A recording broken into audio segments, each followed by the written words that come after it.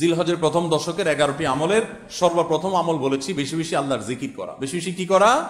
আল্লাহর জিকির করা। এই দিনগুলোতে, নির্দিষ্ট দিনগুলোতে আল্লাহর জিকির করবার নির্দেশ আল্লাহ তাআলা কোরআনে কারীমে সূরা তাওবায় করেছেন। দ্বিতীয় আমল বলেছি বেশি বেশি নেক আমল করা, কারণ এই দশকের নেক আমল আল্লাহর কাছে অন্য যে কোনো সময়ের নেক আমল ভালো কাজের চাইতে বেশি প্রিয়।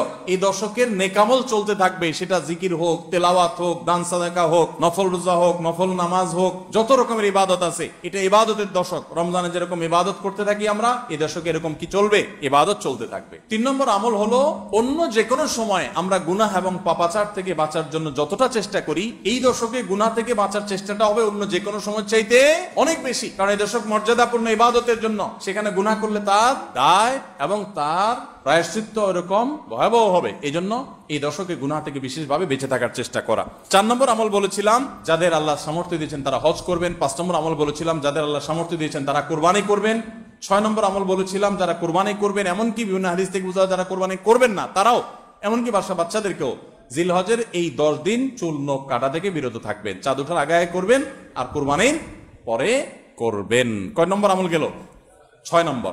7 নম্বর আমল হলো সাধারণভাবে এই 10 দিন রাত দিন যত বেশি পারেন উচ্চস্বরে সরবে তাকবীর পাঠ করতে থাকবেন। আল্লাহু আকবার, আল্লাহু আকবার, লা ইলাহা ইল্লাল্লাহ, আল্লাহু আকবার, আল্লাহু আকবার, ওয়ালিল্লাহিল হামদ। কোন হাদিসে 3 বার তাকবীর আসছে শুরুতে, আল্লাহু আকবার, আল্লাহু আকবার, আল্লাহু আকবার, লা ইলাহা ইল্লাল্লাহ, আল্লাহু আকবার, আল্লাহু আকবার, আল্লাহু আকবার, ওয়ালিল্লাহিল হামদ।